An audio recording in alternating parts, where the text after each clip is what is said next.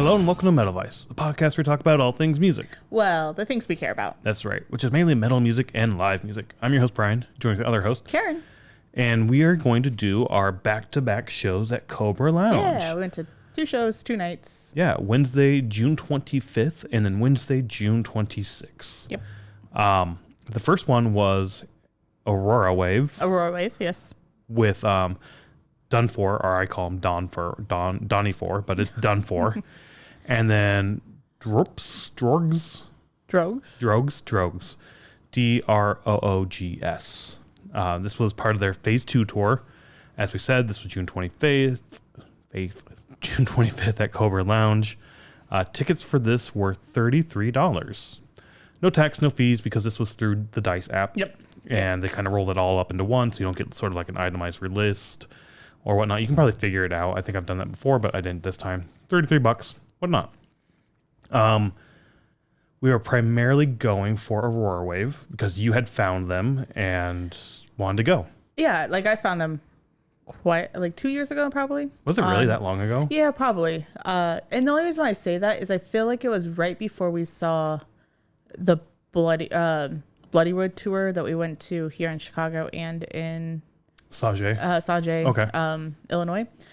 Okay, that sounds about right. I feel like it was around that time that I was like that I found them. So that's the only thing I can remember from that. But yeah, so I found them because he did like I think his name is Nathan or Nate. Nathan, the lead singer, sort of the like leader of the band, and whatnot. Lead vocalist.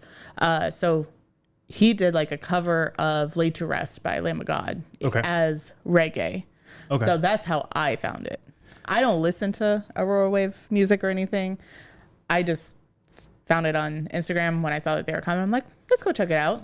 I mean, it seems kind of cool. So I kind of remember you playing me that track as well as a few of their other ones. Yeah, like they've done like "Numb" by Linkin Park and they've got their own stuff as well. Yeah. They have their own music. Their own sort of heavy reggae and whatnot. Yeah, I'm thinking that the covers that they did a couple years ago were potentially just to grab like social media traction. Okay. Does that make sense? Like it does. That seems to be a big thing. It's definitely if you can make it big on social media, have a big following on social media, that gives you more of a weight to sort of go to labels or go to promoters, and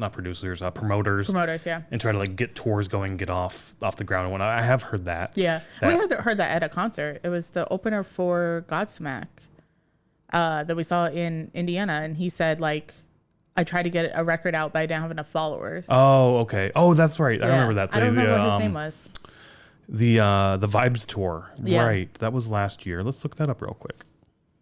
Baston Cruz. I see it right now on the screen. Yes. I liked him. He was cool. He was really cool. Yeah. Like, I mean, it wasn't necessarily like metal music, but it was definitely like a indie type guitar. Yeah. Indie rock sort of. Indie rock. Indie, not even metal, just indie rock. Yeah. It was cool. We'll get into my thoughts of Aurorawave. I know you've played me those songs. I've listened to a few, and I've sort of not been the biggest fan of it. Yeah. So when I saw them coming around, I was like, I don't really want to go, but if you want to go, we'll go check it out. Oh, well, we didn't have to go then. No, it's fine. It was just more like live music. A show to go to. Yeah. And honestly, this was the first show in June we've been. The last show was that Connate show. Connate. I cannot say that right. So yeah, this was our first show in almost a month, which is really fucking weird for us. It is. Or at least it has been the last few years. Right. Over the last couple of years. Normally we go at least probably once a week or once every 2 weeks if, for the slower months, like in January, February. Sometimes it's like once every 2 weeks, but I don't think we've ever went almost a month. It's been a while for sure. And like we average 50 plus shows a year. So we're about once a week on our average. Yeah. So I've actually had somebody say that like, that's more than 2 shows a week. And I'm like, I know. No, it's not more than 2. It's more than 1, guys. Yeah. That's how math works. But so yeah, we're probably going to hit in the 60s again this year. So we're just, June was basically a non-month apparently. Yeah. Except for 2 this week, back to back. I don't even remember like any, I shouldn't say anything coming around, but like there was really nothing that came around. Well, we were going to go to that, the Power Metal up in Madison. That fell through. And then that didn't work out, so. Mad with Power Fest, yep. Yeah. And then there's been other few small shows that we just didn't make work and whatnot for whatever reason. Yeah. But it's okay, yeah. But that's one of the reasons I wanted to go to this also, was just to get out of the house and go to see a show again. Yep. It's been a while, so it was kind of fun. The show was in June, at the end of June. So, I mean, it's been a rather cold summer and spring so far with a few hot days. This last week in particular was really, really hot. But otherwise, it was like 50s. So. But I mean, when we went to the show, it was in the mid 80s, I want to say. We've never been to Cobra Lounge in the summer months. It's always been winter. Yeah. One time maybe in the fall when it was like pouring down rain. Yes. Yeah. There was one time. But I mean, it was like cooler. Yeah. Like temperate temperature. Colder, let's say, not cooler. Yeah. Well, one time it was cold. Yes, it was like 20 below zero or some shit. Like we wore our coats in the venue because it was still cold in the venue. Right, and that's what I wanted to get to is like that venue was cold in the summer or in the winter, and we were like, fuck, what's this going to be like in the summer? And it wasn't super, super toasty, but it also wasn't super cold. It was either. Stuffy. That's what I would call it, where like there's just not the air movement. Very minimal air movement. Yeah, it would be nice if they had like a fan or something, something to move the air. Every once in a while, night 2, I remember feeling like some. I think the air conditioner was a little better night 2. It was also hotter night 2 outside. When the bands would come in on that side door next to the stage left on night 1, there was a really nice cool breeze that was coming in because there was a nice breeze blowing around Chicago as well. So that was really nice to have that air come in and cool you off a bit. So that was really cool. But yeah, it was a bit stuffy in there for sure. A little warm, but not like overly warm. But it also probably helps that neither one of these shows were overly sold. No. Like there were very small amounts of people in there, which was a little sad to see, but it was also kind of cool to see like, just a smaller, more intimate feel to it than it being packed in there. Like I know when we got there on the 25th for Aurorawave, like you were getting ready to get your ticket out and he's just like, what's your name? And then I was like, have they not sold very many tickets to this? Because like if they're looking up your name manually, then it must not be very much. Yeah. We did have the tickets pulled up to like scan me. He's like, no, just give me your name. That's going to be quicker and easier than anything. But yeah, maybe that first night, maybe 50 people. Yeah, maybe 50, 100, maybe 50. It did fill up as the night went on, which was cool to see. Yeah. But the first band, Droogs. I'm sorry I fuck up his name. Droogs. I don't know how to say it either. I would say Droogs though. Very, very few people in there for that. Yeah, so it's a two-man band, a guitar and drums. Yep. They play more like jazzy rock. I was going to say a bit of reggae. It was super chill music. Yeah, it was. Very, very chill vibes. It reminded me like what you would hear at either a restaurant, like at a bar, like at the end of the night, like, like house music type house music at a bar. Like when they have, sometimes there's like just a band or something playing. Okay. Or like when they're not doing covers and stuff like that, when they're just playing music. Because there's no vocals. It's just backing track, the guitar, and the drum. Yep. Or, and I don't mean this in a bad way at all, or what you hear like on the subway, like in the subway station, where it's like a backing track and then somebody playing guitar and stuff like that. I guess, yeah. I don't know. I guess I could see that for sure. I just got like super chill, mellow vibes. I was watching this and just being like, I could easily see this as sort of background noise for me in terms of like just put it on when I'm cleaning house or doing work or whatnot. Something I don't necessarily need to focus on, but something I can just like chill out and enjoy and whatnot. Yeah. Even going to like a park or something and just hearing this in the park. I think that's the same thing I'm trying to. No, I get it. Yeah. I gotcha. So. The backing track, were you a little upset by that at all? A little bit. I feel like the backing track took press. I mean, obviously the drums were pretty, like a big focus, especially the last 3 songs. I remember the drums would have like the double bass and stuff like that, so it would like kind of come out more. But otherwise, I feel like the backing track kind of took over the music. Yeah, I don't know. Like we've talked about backing tracks before, how we don't like them. I remember the like Spirit Box show. We were pretty sure there was a backing track for that. And I know my comment at that time was, well, now I know you're playing the guitar. I know you're talented, but I hear this backing track that is probably a guitar making this sound, but it's just, you're up there. And they had a whole band, Spirit Box did. And I had that same vibe here, is that the backing track was definitely adding in additional music that you probably created on a guitar with synthesizers. And that was one thing too. His guitar playing was definitely heavily influenced with pedals and effects and whatnot. He was definitely influencing it that way, which watching him play, he was super fucking talented. Same with the drummer. Both of them extremely, extremely talented. But yeah, the backing track for me was sort of not overpowering, but definitely took away from it a little bit. Yeah, I would agree. The other part that, I mean, the guitarist had huge energy on the stage. Yep. And part of me was like, his energy didn't fit the music. And I don't want to say that in a bad way, but it was definitely, he had more of like a punk or metal type energy. Yeah. And I'm like, jumping and kicking and doing these power stances and whatnot. Yeah. Thank you for explaining it more than what I was. Yeah. So like all that, which is absolutely fantastic. But in my mind, I'm like, is he listening to the same music we're listening to? Because it's a little bit different. Like some of it I thought had that vibe that it fit well for that. Other times I thought it was a bit much as well, for sure. Yeah. Because again, like I said already, this was just super chill music. So that energy for that kind of chill music was a little sort of off a little bit too for me. Yeah. However, I did see him later in the night and he had an Arcspire shirt on. So I'm thinking that he might listen to things or like inspired to be in a band that's more. I did see that like too, that he was walking around with like a bunch of tattoos, had this cut off metal shirt. I didn't see what band it was. And again, he's very technical, which makes sense for Arcspire, right? That's like, that's exactly what I thought was like, okay, so, because I watched him a lot since it's just the two of them. Like, I mean, the drummer, cool. Like, I thought the drummer was great, but he's over there behind this massive set kit as well. That's what I was gonna say. It's like cool. Like we can't really see very much that you're doing that sort of thing. I could see his feet on the pedal sometimes, then you could see a little bit of what he was doing. But I found myself focusing on the guitarist a lot. And I thought the same thing. I'm like, okay, so you have a lot of technical hands going on here, not realizing until obviously I saw him later in the night with the Arcspire, and then I did the same thing where I put them together where I'm just like, okay, like. Yeah, and I didn't know he had like the sleeve tattoos and everything, mainly because they were both wearing these big old coats. They were. And like the drummer was just sort of drenched in sweat by the end of the night, it looked like, and the guitar player he seemed okay, but I don't know. I thought it was kind of funny that whatever, and like. They knew there wasn't much people there in the crowd, and they were still interacting and being positive with the crowd, right? Which was super cool to see. And instead of them like just berating the crowd like we have seen with other bands, like let's see some fucking movement. These guys were sort of just joking about it, like, well, we're here in Chicago for a packed house, like just joking around a little bit. Yeah. Like that was awesome to see. It was kind of weird because this is the first time we've ever went to Cobra. Where like the doors to the venue part is closed and only the bar is open. I'm assuming that they did that to kind of keep people in the bar restaurant area to get people to buy stuff. That's what I'm assuming. When it was like 3 till the show starting or whatever, I was like, okay, let's go into the room or whatever. We walk in there. There's only one other person.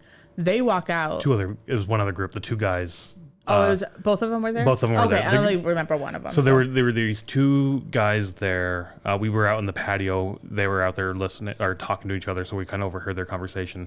The vibe is the one guy was older, over 21, could go get drinks. He was drinking and smoking and whatnot.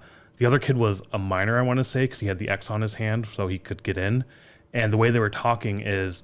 I got the vibe that the younger kid, this was his very first concert ever. Oh, okay. And he was just super excited to see Aurorawave. Like that was like his big band that he was super excited for. But yeah, when we walked in there, those two were there. And then the guy, I think the older guy went out and got another drink and then he ended up coming back in. But they were both there for a little bit, yeah. Okay, cool.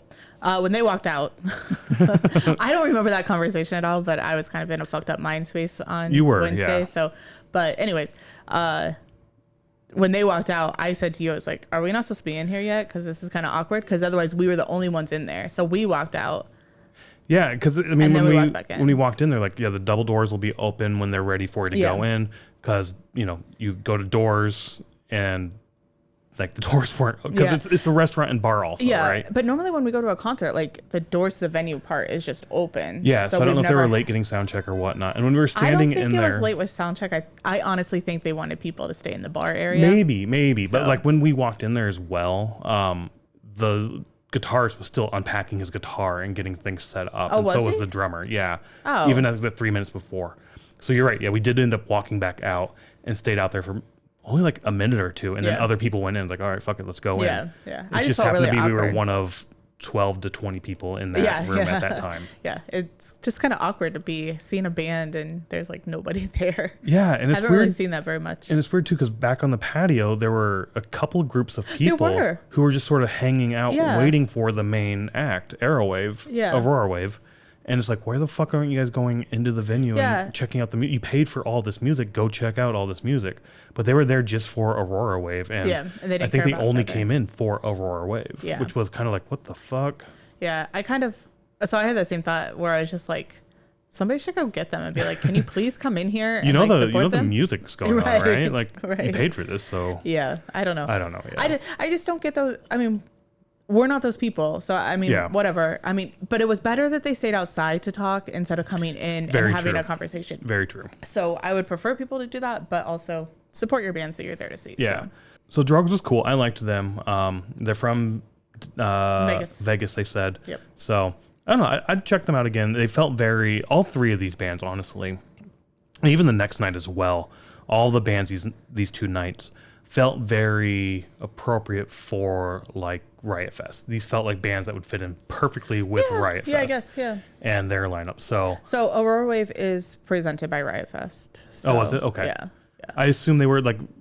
I'm pretty sure Riot they Fest were. One of these shows were. I'm sorry. Riot Fest always promotes at Cobra because Cobra is also like one of the big sponsors. There's like a stage for Cobra, I think. Yeah, and also I think they do the after shows. Yep. They do some of the after shows as well. And it's not too far from Douglas Park, So that's all. Droogs was cool. I liked them. Really chill. Cool little band. None of these bands this first night had their stuff up on Setlist FM, so we were unfortunately able to add them. So we're not going to go over their set list at all. Moving on to Donefor. Young kids out of Florida. Southwest Florida, they said. Yeah, that's how they announced it. So I don't know what that is. Yeah, I don't know. Is that Tampa?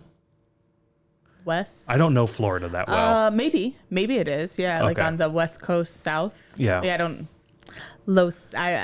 don't know either. Yeah. I know I've been to Miami, I've been to Orlando. That's it. With this band, when they started, I was not the biggest fan of their stuff. Oh, okay. When they started, it seemed like something you would really enjoy. I thought you would like their set. Did you end up liking their set? I liked parts of it. Okay.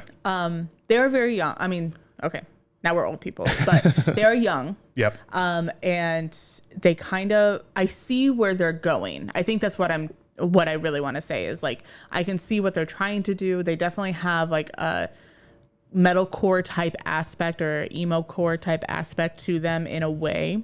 The first singer. So there were 3 singers. There ended up being 3 singers. Yeah. So 2 singers and a vocalist. They even clarified that during the show. Sure, whatever. The last vocalist is like the growls and stuff, and they're like, I think we would call that vocals, not singing. All right, whatever. I'm just saying. No, I know, but whatever. Nitpicking here a little bit, I guess.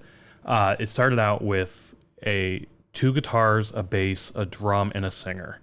And then the singer switched with one of the guitarists and played the guitar, and then you had another guy just doing singing, and the guy who was singing, who's now playing the guitar, is doing backup vocals with the guy who's doing growls as well as backup vocals. Cool, whatever. You have backup vocals, right? You have multiple people doing them. Cool. Then about another third of the way through this set, you have the other guitarist sort of stop playing guitar, give the guitar over to the guy who was just singing, and do vocals himself with mostly growls and whatnot, and the deep, harsh vocals. So you have, when I say vocalist 1, 2, and 3, that's sort of the order I'm thinking of. So when the first vocals come out, I definitely got their tracks had a emo-y or pop punk sort of vibe to them. Oh yeah, pop rock. Yeah, like I could see that. Yeah. So that's a good way to put it. And I was like, I'm not a fan of this. I don't like this. Then the next vocalist comes out, and it was more of like the metalcore sort of sound to it. And it's like, all right, this is a little better. And then the third vocalist who did like the growls and the more heavier shit, I was like, all right, now I like this even better. So it got better as the night went on. It was a bit all over the place for me. It's sort of like just pick a lane and stick in the lane, hone in on that particular style or genre you're doing. You're jumping all over the place. So that was sort of my vibe with it. I enjoyed their set. I enjoyed their energy, their like crowd interaction and banter. I thought that was really cool. There was a woman in the crowd as well. So we stopped at McDonald's beforehand for dinner. And I saw this woman sort of walk out the door as we were walking in. And I was like, she kind of has a vibe of going to a show. I wonder if she's going to the same show we're going to. Okay. And then at the show, I saw her there. And I was like, oh, shit, she is. And then she was there for the first band. For the second band, she was there as well. And she was getting really into it, singing the songs, like headbanging and shit. And I was like, holy shit, she was there. That was awesome. That's cool. I don't remember seeing her for Aurorawave or Aurorawave. So I don't know if she stuck around. Again, people were sort of coming in and out. There was another group of people who were there for the first two bands, and we saw them leave. Yeah, and we didn't see them again for Aurorawave, which is another weird thing to me, like leaving early and whatnot. But I don't know. That's just, again, that's us, how we go to concerts and whatnot. But there were people there who knew Donefor and really liked their shit and were singing it and getting really into it, which was awesome to see. It's just, for me, it was a bit all over the place. I would have liked to see them sort of hone in their sound a little bit more, I think. Yeah. I do think, so with the switching, I think they did it in a positive, good way, where it wasn't like a whole bunch of downtime, like they were helping each other out. Like they had it coordinated pretty well on like what they were going to do. That I was like, okay, like I understand what they're doing. They obviously are I don't know if they're trying to find their sound or if it's like they had this idea of doing the songs and like they maybe have stuff recorded and stuff like that. And it was obviously easier to do in a recording studio or like when making it or practicing or whatever, like, oh, just switch these things. For sure. Yeah. You're doing one track at a time. Exactly. And then when you're coming in for a show, you have to have this all coordinated so that there isn't that dead time or, whatever. I think they did that fantastically where there wasn't the dead time in between. And like when they were switching, one of them was talking or, like something like that. And when I say talking, it's not necessarily like the just rambly talk. It was more, like, oh, we're going to do some switching up tonight. So hopefully you like it, stuff like that. So, I mean, I thought it was very positively done. No, yeah, I agree with that for sure. Especially the fact of like, all right, we're going to let singer one do two or three tracks, singer two do 2 or 3 tracks, and then singer 3 instead of going 1, 2, 3, 1, 3, 2, 1. That would be a little bit. That would be definitely a lot more. So cool. They do have that at least down packed, and I agree with you. They're a young band. They've been around since like 2022. Okay. Which is a handful of singles coming out. I think their first full album, according to Spotify or whatever's on Spotify, was in like 2023 or some shit, and then a few other singles between now and then. So they don't have a whole lot of material out there, but they have a decent amount. So they might have played almost everything that they have out. Maybe not, but yeah, they played a decent amount. Oh, what you showed was only like 7 songs, so. Or is this a full album? This is their full album. Okay, Those were all the singles. Oh, okay. Never mind then. Okay. The other thing that I thought, and maybe, you just said that's like going to Riot Fest would be awesome to see these guys, is I really think that they have something that will become big someday if they can keep it structured the way, like in a clean structure and stuff like that. I think that they should probably try to go to a festival to get seen. And then I'm not saying like maybe they have or whatever, but I think that would really, drive it. And some of that's not on them. Some of it is just getting known and getting the followers. Yeah, that's what I'm saying. Yeah. Because we did like get a message from them like, hey, if you liked our show, follow us. That really helps. I was like, shit, we'll follow you for sure. Yeah. So we gave them a follow. That's awesome. But I like what they have. I did think that the first vocalist I liked, second vocalist not as much, third vocalist I liked. So, but that's just how bands are sometimes. Like you don't necessarily like everything. Yeah, and I agree with that. And I think some of it though, also we talked about this just amongst ourselves of the sound wasn't the greatest. It wasn't, no. We were off to stage left all the way. Yeah. So that could have been a factor. We were there for Aurorawave as well. I eventually moved over to center stage, and that was a little better. But the sound wasn't the greatest, for sure. Yeah, I agree. And the second vocalist, I could not really hear a fucking thing he could say at all. Yeah. So I don't know if it was the mics. I don't know if it's where we were standing, what was going on. But yeah, and just to like reiterate what you said, I didn't even think about like recorded versus live. Like if we did all this stuff recording, those tracks might be great. We've talked about how the live set sound or the live sound is definitely different than recorded sound, and sometimes we prefer one over the other. This might be an example where the recorded to us is so much better because you have that more control over everything. Yeah. So I didn't even think about that when watching them for sure. Yeah. I mean, I would like to see them again. I would too. Yeah. Like I'm interested on where they go. Yeah. I think that's the biggest thing is like, what else do you have that you're going to have? So. And who knows, maybe give it a year or so and they'll be at Riot Fest. Again, I think they would fit perfectly in with the Riot Fest totally. and lineups and whatnot. Totally. Question for you. Did you think that the bassist looked like a very, very young Jamie Josta? Oh, I didn't really notice. Oh, you didn't? I didn't. Oh, okay. I noticed he had like the race shirt on, like the beard and whatnot. Oh, like I kept looking at him. I'm like, I don't know what Jamie Josta looked like when he was like 20 years old, but I have a feeling this is what he looked like. No, I didn't get that vibe at all. No. Yeah, okay. I guess then moving on to Aurorawave. Yeah. Again, the band you discovered and wanted to go see, so I was like, whatever. I haven't been to a show in a month. Let's go check this out. They started playing and they started playing their heavy shit right away.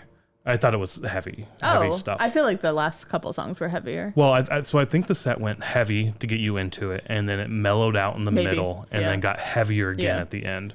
Because I remember listening to it. And again, it's reggae metal, I guess is how I would describe it. Yeah, I would too. Yeah, it's definitely reggae vibe.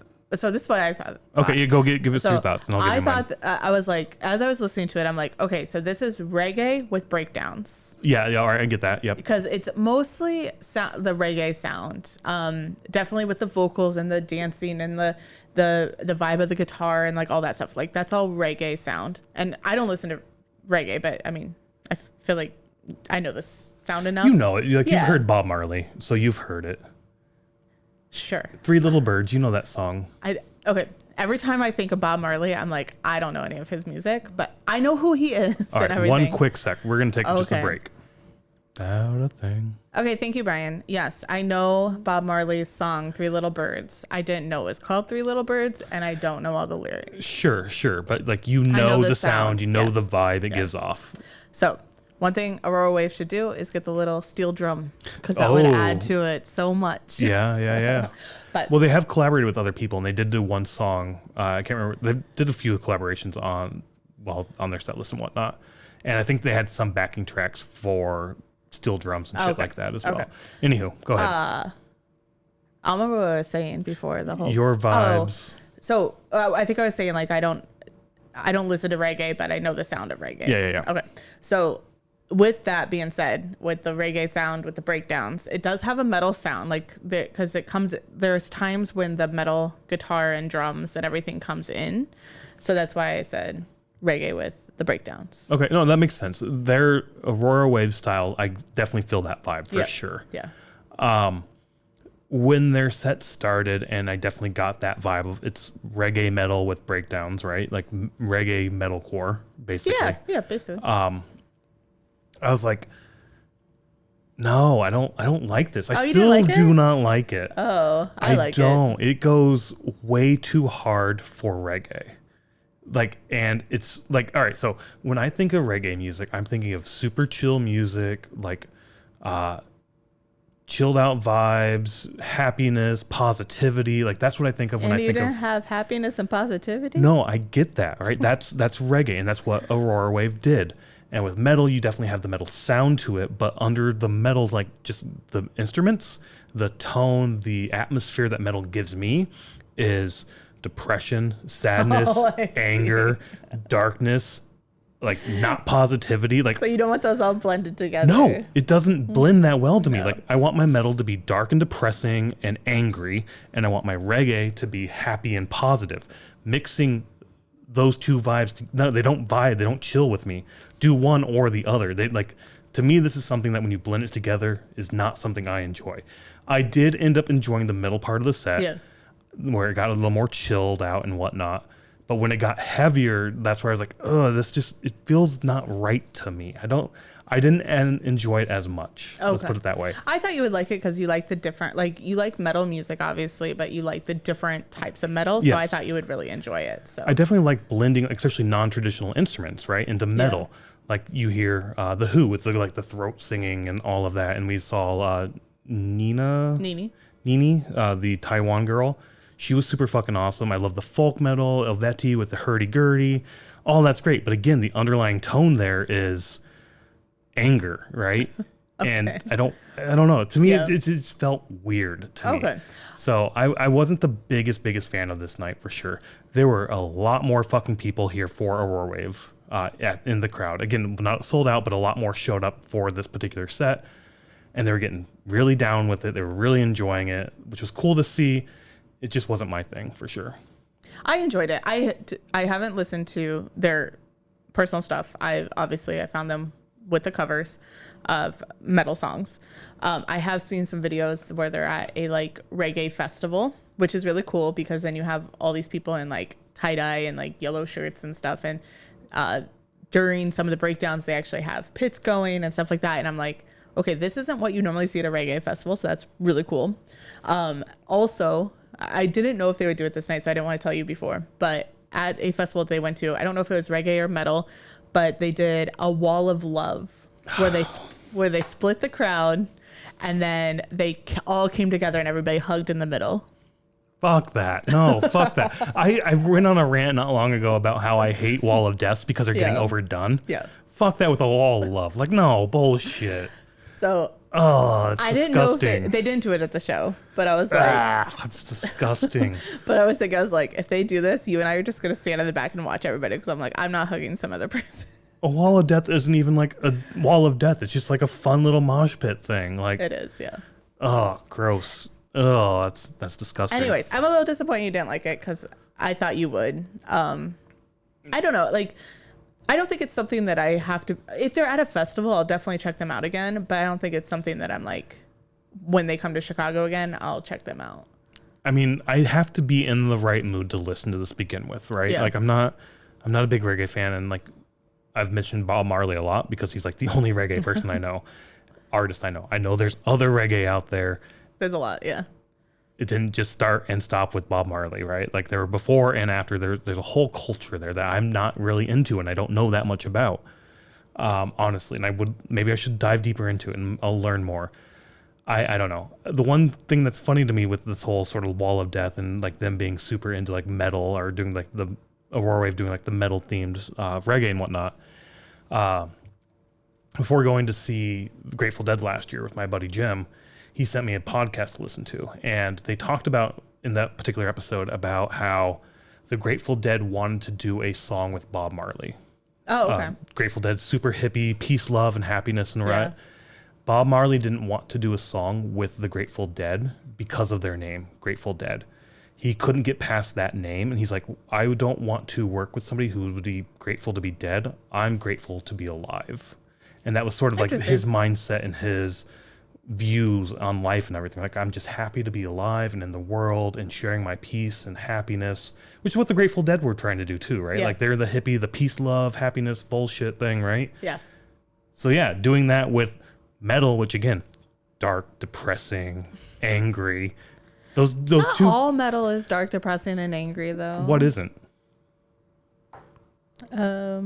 Name one, and I'll tell you why it's dark and depressing and angry. I can't think of one right now. There's a subcontext there or something. Everything is based around like venting and dealing with your emotional demons and I know all of that shit.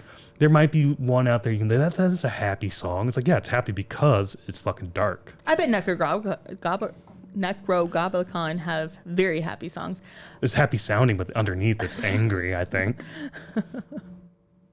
Any hoodles. Let's get on to night two. Well, night one real quick. Oh, okay. $33. Honestly, I had fun. I had fun. We were out of the house. It kind of got, for a split second, it got me out of my mood that I was in for a couple days. This music isn't my go-to music by any means, but you know what? I still had fun listening to it live, seeing other people. Like, again, that woman we saw at McDonald's, I was like, I wonder if she's going to the show. She was. And you're saying we. I don't remember any woman, so. Whatever. Now you're making me sound like a creep. Anywho, I saw this. Did she have a red pillow? No, she didn't. I don't know what that's talking about. That's an inside joke about Ray and Oldies. Oh, the ghost you saw. Anywho, seeing her get happy, seeing the just dance, enjoy the music, seeing the kid there for his first show get super into it. They were doing like circle pits and not walls of death. Like it was fun to get out and see that. Like that's why I like going to live music, seeing all this other shit. Even if I don't enjoy the music, there's something there that I can like gravitate towards. Like, oh, I really liked the experience. So, not my music, but I still had a fun time. I want to say I respect the entire crowd this night because there was somebody in a wheelchair that was center middle stage, quite a ways back not quite a ways back, but there was enough room for probably 2 rows of people in front of them. The entire crowd stopped right there and did not go in front of them, where there's many other shows that we've been to and venues and stuff where people would be like, fuck this, like I'm gonna walk in front of you. So mad respect to everybody in that crowd to like keep that wall there. Yeah, also this guy, again, they were on the patio and I overheard their conversation, eavesdropping a bit. I think he travels around to see Aurorawave all the time. Like, really? He's going into all their shows and shit. I think he's from like, I don't know, Australia or some shit as well. Like he traveled a long distance, I think. Again, shit. Overhearing the conversation and whatnot, he had a signed set list for that night from Aurorawave. Went over to the kid who was there for his first concert and traded him, because they did like the VIP meet and greet or some shit, and traded them like the signed set list for the unsigned set list. Like, are you sure? He's like, oh, I see them all the time. It's fine. I'll get another one down the road or some shit. It's fine. Holy You're shit, sure. that's awesome. First show, you enjoy this. And yeah, that was fucking awesome. Like the community aspect of this, again, another reason to go to live music. Like, you're with people who are all there for the same fucking reason. Like just to have a good time and enjoy each other's company and the music. So again, like the crowd was really, really fucking good for sure. But yeah, as you said, let's move on to the next night. The Native Howl with the Tejon Street Corner Thieves as support, as well as Cricket. With an exclamation point at the end. Rickety Cricket. I don't think he was Rickety Cricket. I don't think he was Rickety Cricket. Again, another Always Sunny joke. That was from another episode we did earlier. Yeah, not from this episode. Now you have to listen to every single episode to see where we bring that up. Anywho, ticket prices for this, again, through Dice, so no fees or tax included, unless you did the math and I didn't. But $24 for the show. Yeah, not bad. Again, we showed up. We sat on the patio before the show. It was a bit hotter this night. Yeah, it was just that humid, summer feel that normally like August brings, but it's June, so. We didn't see the tour names. For Aurorawave, it was Phase 2 tour, and then for the Native Howl, it was Sons of Destruction album release tour, which was kind of cool. Yeah. But yeah, we were sitting on the patio, just sort of relaxing before the show starts. We don't want to get in there because, again, we think it's going to be pretty warm and toasty in there. And we're looking over the bands that are supposed to be there. And Tejon. I may have said this name wrong a few times, but the Tejon Street Corner Thieves. We're looking through the set list and going through, or not set list, the bill, and going through the bands. And I see their band, Tejon Street Corner Thieves, and I'm like, wait, have we seen them before? I think we've seen them before. And you're like, no, we have not. No. I went back and looked at their spreadsheet. I had seen them the year before with Max Sabbath. They were the second opener for them as well. And I was like, holy shit, I like these guys. These guys are fucking awesome. You're going to love them. They're fucking great. I love these guys. They're so much fun. And I was like, I think they're like another banjo type band. Forgetting that it's a banjo, an upright bass, a guitar, and a box. Yeah, no, they were fun. Just the three dudes. Yeah. Which we'll get into in a second. First, though, we have Cricket. From Chicago. From Chicago. We go in there and he says he's from Chicago. So I did notice on the announcement for this, it is Native Howl and Tejon Street Corner Thieves on the on the announcement. And then so I'm assuming in the different cities they have a local person open. Oh, really? Okay. Because Cricket wasn't on there. It is on the Cobra Lounge. He's on the Cobra Lounge one, not on like the Native Howl announcement. Not like their Instagram and shit. Yeah. Okay, I was wondering that too because it wasn't on the things to know, except for the picture below was sort of the handbill, which had Cricket listed on there as well. For Cobra? For Cobra Lounge, yeah. Yeah, just one dude up there with an acoustic guitar playing songs by himself. And yeah, we've seen a few acts like this before, and you pointed out at some point, and you're like, they have to be comedians. Oh yeah, so we have seen a few of these. The other one that we saw, and it was actually at Cobra. Well, not the other one. We've seen a few, but at Cobra there was I always get it wrong. It's not Grandma's Kitchen. What's their name? Gospel choir. Homeless Gospel Choir is who he was like either a band over, that was his previous name, and then he broke out and did his own solo thing. Yeah. And was that last year? That was last year, yeah. Poison the Well-ish? So it is the vocalist for Gospel choir. What did you say? Homeless gospel choir. Homeless gospel choir. Which was kind of interesting because the night before, for the Aurorawave show, the music inside of the bar and restaurant area was playing a lot of homeless gospel choir. They had the Guilt Buffet song that they were playing. I think the Guilt Buffet is why he keeps thinking like Grandma's Kitchen. I don't know. Yeah. I don't know. But anyways, so we saw him last year, and then we've seen a few other ones. Amigo the Devil we saw at Milwaukee Metal Fest. So, but basically what I was saying is like, since they're a one-man band, basically one man standing up there or one person standing up there, in between songs and stuff, they kind of had to be a comedian at the same time. Otherwise, it's just like kind of dead time. And I brought up, I was like, well, maybe that's why, like when we saw Devin Townsend do his acoustic set, that it sucked. In our opinion, it wasn't very good. And you're like, I was like, because he wasn't being a comedian. You're like, he was telling jokes. I do remember him telling some jokes. Were like inside jokes that we didn't get. Yeah, we just didn't understand the jokes he was saying. We didn't get the references. But I do kind of remember him doing that banter bit. Yeah. There seems to be a lot more banter, especially with the individual artist when he's up there playing guitar, like either introducing the song or talking about the song and interacting with the crowd a little bit. Much more so than like an actual band. I do remember Aurorawave the night before not being a whole lot of crowd interaction. There were some like in the songs or in the middle of the songs he would talk, but there wasn't like the in-between sort of transition where this was every song we're going to talk a little bit like, about the what's next the song about? Yeah. Like, I mean, we found out Cricket was a chemistry teacher and like all this stuff. Like wanted to be a chemistry professor. Oh, I thought he was. No, he said, I wanted to do that, but that's really hard. So here's a song about all the big words I learned while trying to do that. Okay. I guess I didn't understand it all the way. But so yeah, basically chemistry, nerd stuff, like Dungeons and Dragons and stuff. And then Mario 64, beating the game to 100% multiple times. Don't Kill Yourself. There was that at the end. Anti-suicidal songs. I can't remember what they were all about, but they're I had to be honest, some of his lyrics were so quick because it's kind of like rapping type lyric, not rapping, but like. So he called himself punk bluegrass, folk punk. He called himself folk punk, which I definitely got that vibe for sure. Yeah, I get that. The lyrics were pretty fast and rapid, like a punk artist might do. I felt they were very nerdy at times, even more so for me. And maybe it's not nerdy in times as much as nerdy in the way that I'm not nerdy, right? Okay. Like there was a song about Pokemon or some shit, right? I'm not into Pokemon. If it was about Magic the Gathering, I'd be fucking on board. I was waiting for a Magic the Gathering song. But no, like Pokemon nerds and Magic nerds, they're not the same nerds. And even bringing Yu-Gi-Oh, that's even a different set of nerds. There's kind of almost a circle in that Venn diagram. They're all in the same circle, but there's sub-circles in that circle. They don't overlap that much.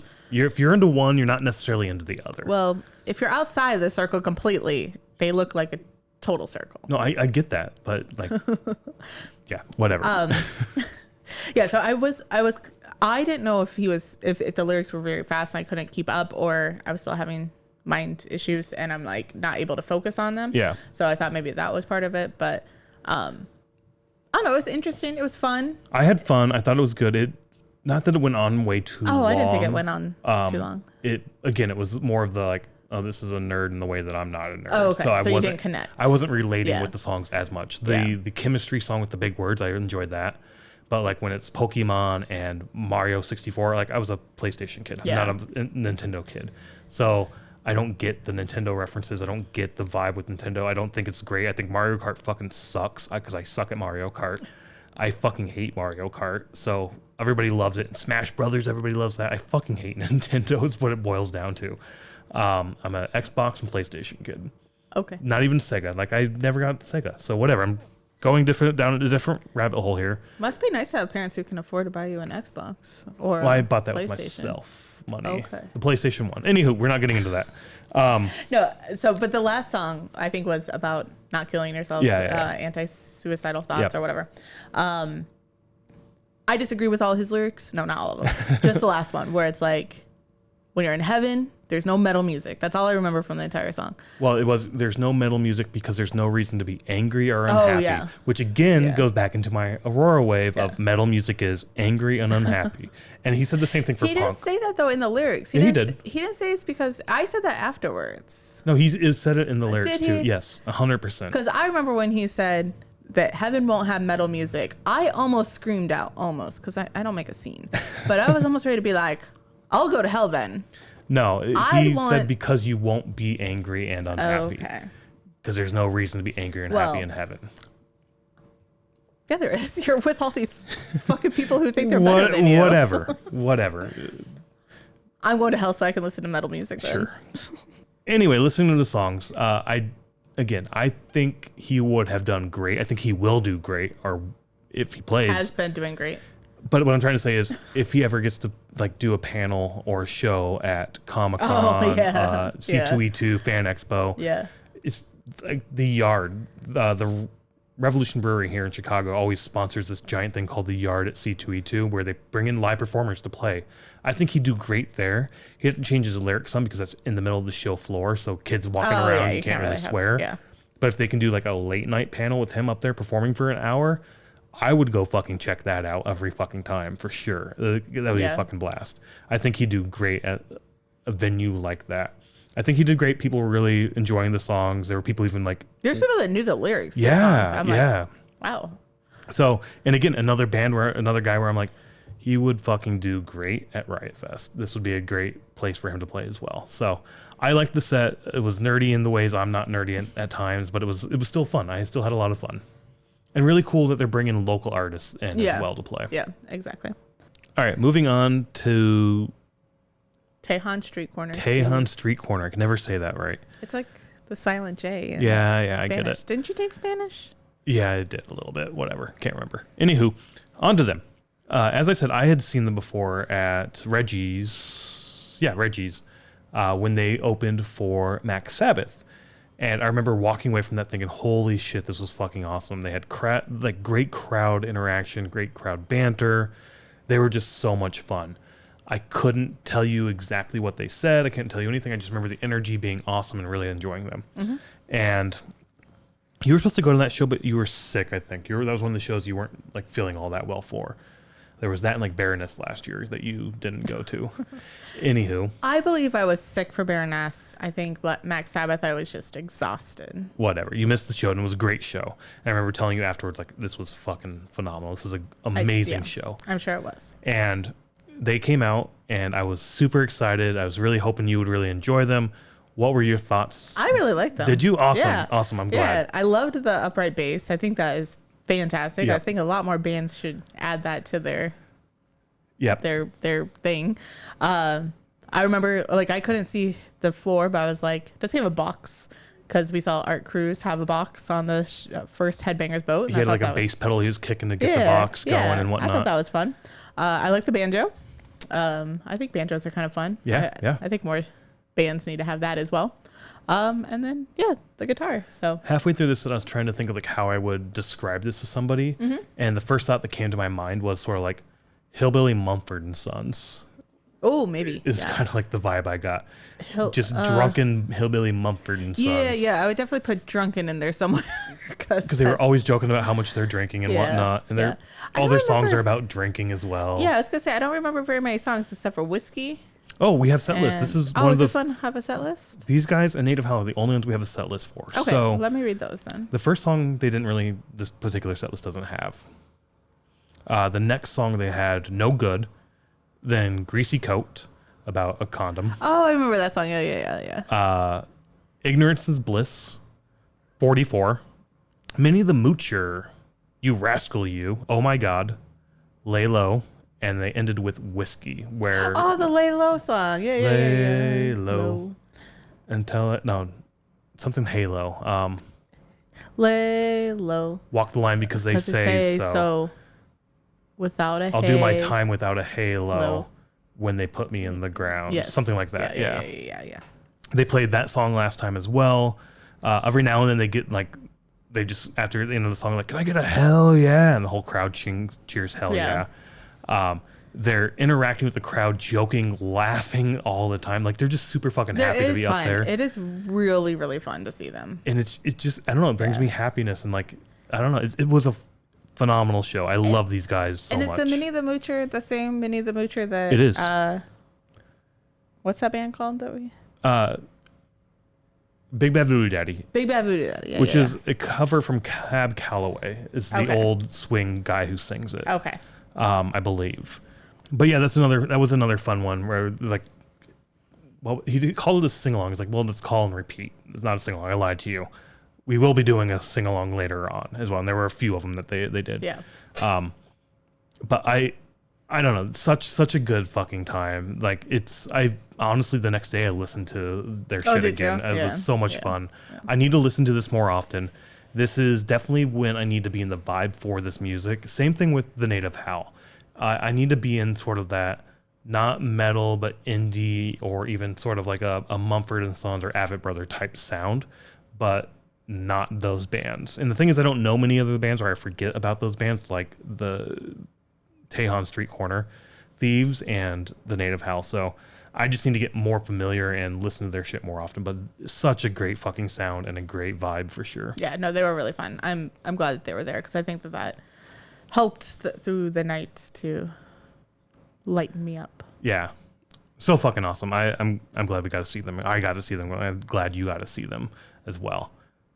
Anything else we want to say about them? I feel like we talked so much about other bands, and then we're just like, they're fucking awesome. I don't know what to say other than it was fucking awesome. I like their interactions with each other. See them fucking live is basically what I'm trying to say here. Just go see them. Like find out where they're going to be and go see them. The music is great recorded. I loved listening to it the next day on Spotify, but seeing them live with that crowd interaction, that banter, and just hearing them laugh and joke amongst themselves. Yeah. And that like fucking laugh he has in the middle where he's just like, he makes a joke and nobody makes a sound. And he just sort of laughs to himself like, that was fucking funny. Yeah. Like, I don't know. He's just an upbeat, cool dude to be around, I guess. He does lose his hearing when he gets drunk, though. He did say that, yes.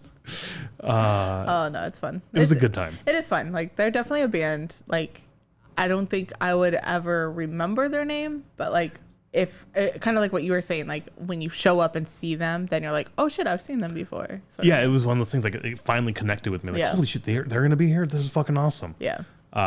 Yeah, for sure. Moving on then to the Native Howl, I guess. The headliner for the night. Final band out of 2 night shows. The first time we saw them was opening for Zach Sabbath. Yep. And I remember loving them then and being like, oh my God, I need to see this more, listen to more of this. Yeah, we didn't know who they were. And then they started playing and we're like, holy shit, they're awesome. And I could have sworn there were more banjos the first time we saw them, but maybe not. I don't know. So that was at Concord and we were like behind that pole. Yeah. And it was like kind of like, I don't remember seeing the stage that often. But there's only one banjo, a bass, a guitar, who was also on vocals, and your drum. Yep. So, but anywho, we do have a set list for this as well. Why don't you read off what we got? So they played Sons of Destruction, Can't Sleep, B.O.G., Waco, No True Scotsman, In Death, Stockholm Syndrome, Harvester of Constant Sorrow, Into the Darkness, God's Gonna Cut You Down, Bring a Fire. It's like a collaboration of the 2 songs. Yeah, so they started with God's Gonna Cut You Down, and then after like the first verse, transitioned into Ring of Fire by Johnny Cash. Yeah. Oh, yeah, Johnny Cash. Sorry, I didn't think I needed to say Johnny Cash cover, but I guess maybe I did. Devil I Become, Wide is the River, Mercy, and they ended with Thunderhead. So the first time we saw them, they were fucking awesome. They call themselves Thrash Grass, which is the Harvester of Constant Sorrow, where they're mixing those two, bluegrass with A Man of Constant Sorrow, I think is the name. A Man of Constant by the Sog and Bottom Boys. Yeah, Man of Constant Sorrow and Harvester of Sorrow. Yeah. Melding those two together. Metallica. Yeah. Which they're like, this is a great interpretation of what we're trying to go for. And sure enough, it was. I totally forgot that they did that collaboration between those 2 songs. And like, as soon as they like said it, it like clicked like, oh shit. Like I remember that now. So I think it was it was the last show of December 2023 that we saw them. Yes, it was. Yeah. So it's been a little while. Yeah. They did say that, they've been on the road before in the past, chasing down tour buses. Basically, like, we're the openers, we're following somebody else's schedule, And playing the 25 to 40 minutes that were allotted, blah, blah, blah. Contractually obligated to play or allotted to play and whatnot. And now they're like, we're going on tour for ourselves for the first time. So we're going to do what the fuck we want. And we're going to play our new album, Sons of Destruction, I think is what it was, in full, in its entirety. Back to front and whatnot, and sprinkle a few other songs in there. So that was really cool. I liked the new music. Again, it was sort of one of those things I have to be in a particular mood too. Like, and even though there's metal elements to it, I'm more going to gravitate towards traditional metal. But when I'm in the mood for sort of, again, like the Avett Brother, Mumford & Sons sort of vibe, then I might now start to gravitate toward this and Tejon Street Corner a little bit more as well. Now, I know I talked about reggae mixing with metal. Bluegrass mixing with metal makes more sense to me, for sure. Okay. Like bluegrass has like its roots in like blues and sort of has very similar vibes to me that metal has. Metal came out of like the blues and R&B and rock and whatnot, right? Like it all sort of stemmed from the same little nugget of music. So to me, this is a little more easy for me to consume than reggae metal for some reason. I don't know. But I loved their set. They were fucking great. They put on an amazing show. More people were here. Honestly, I think there were fewer people here this night than there were the previous night. Yeah, and there was a lot more people for Tejon Street Corner Thieves than for the Native Howl. Another one where people sort of left. Yeah, which was kind of disappointing because I was like, I don't know. I'm just like, it's not that late of a night. They got over by 10 o'clock, but I don't know. Maybe you had to be home or something. I don't know. Yeah. But I just stay for the band. I don't know. It's hard for me to say. We have left a few times for some shows for different reasons, but it's never been just because like it's music we don't want to be there. Like we don't know the band, so we're just gonna leave, sort of thing. One of these nights I was in the bathroom and there were a couple guys in there as well chatting, and they did say something along the lines of, "Oh, I went and saw this band. I can't remember what band it was. It was like a black metal band. I knew the name once they said it, but I can't remember what it was. Anywho, it was." They were basically like, yeah, I saw them, but we left after they performed before the XYZ headliner was there. And I mean, honestly, it was a work night, a school night, and we had work the next day, so we wanted to get home type thing. So I kind of understand that. I do get it, yeah. But at the same time, I'm just more in the boat of like, I paid for it. I'm gonna fucking stay here for all of it. Or like if we have left early, it's like we'll stay for like 5 songs. Like we'll stay for a little bit. And there was then the Chelsea Grin show. We left before they even took the stage because it was House of Blues. And we're like, fuck this venue. Yeah, that was... I don't think we ever did an episode on that, but... No, that will be on our year-end uncasted shows. Yeah. Or we'll probably talk about it during the 666 for House of Blues capacity that we're going to do. But, that was kind of just I don't want to stand behind this pole to watch music. I don't know. It was just a shitty night. No, yeah, for sure. Other good songs for me on here, like the whole album, everything they played in the album was really cool. It was really fun, yeah. I didn't realize they were going to sprinkle. I thought they were going to do the whole album in full. Me too. And then... Yeah. Which I was surprised because... But they didn't, real quick. They didn't do that. They sprinkled other songs in the middle, then they came back and finished off the album. Yeah, so when I saw that it was an album release, I was thinking that they would just play the album, and I'm like, so it's going to be over in like 40 minutes. But then, they sprinkled other songs in so that it's not, it was like a full set, not like a... Yeah, which I enjoy more than just doing the album in full. I don't know the album in full, but I do enjoy, like we've talked about that too. Like I don't like album in full tours or shows because you know the structure. Yeah. This, when they did that, did fuck up the structure, which really helped to me. Yeah. I've said it multiple times. I liked when Whitechapel did it. Most bands, I don't know the album enough, so then it's like...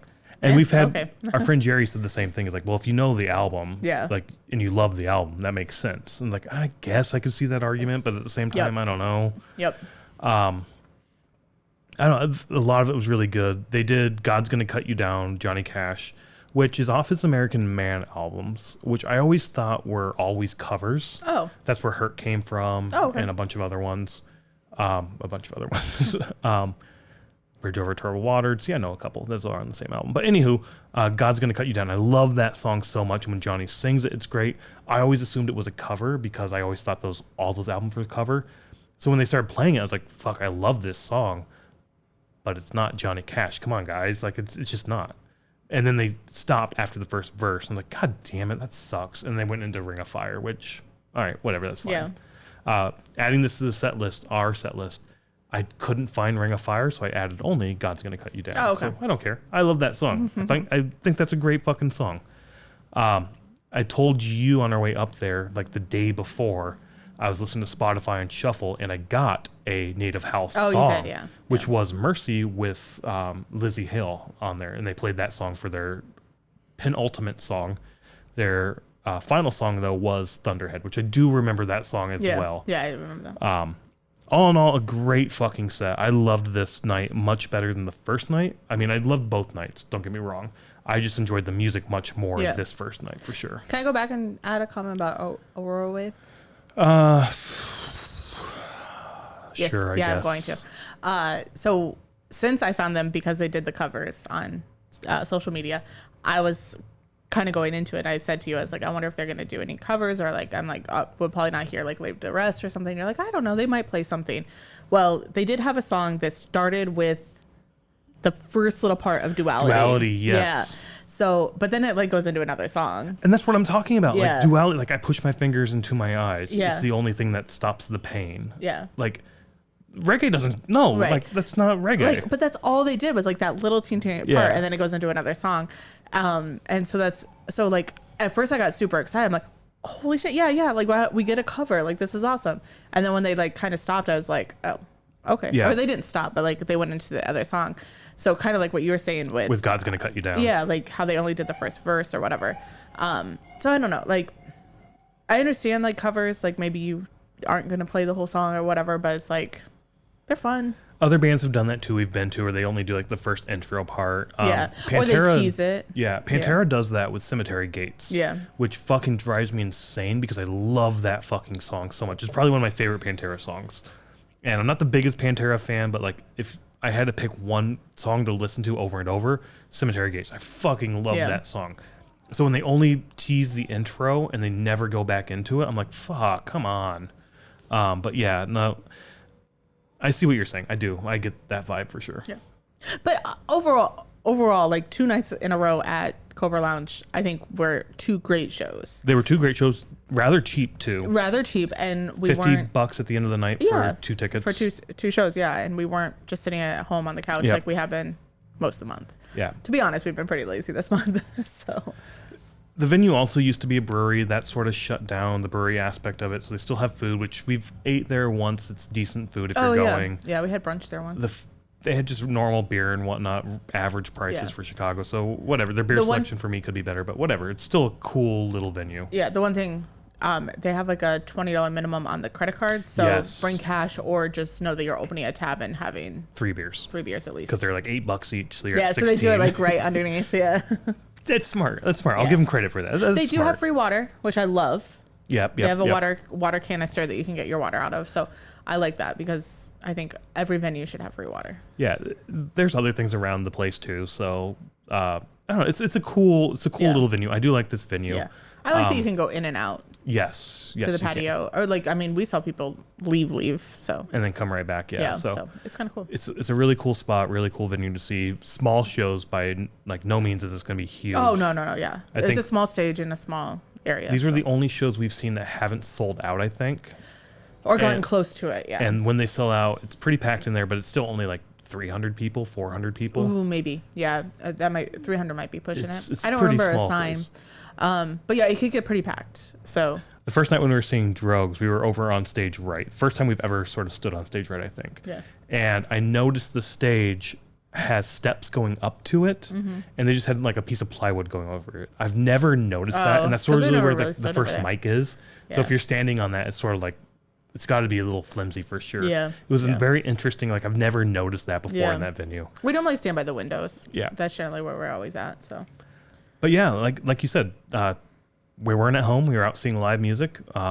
It was fun. I was glad we were out and about. Night 2, better for me than night 1, but still 2 great nights of music, live music. So go check out live music, big, small, whatever. Just go check it out. Support bands that come through your town. And yeah, it's fucking awesome. It's a great time. So we'll see you at the next show. Bye.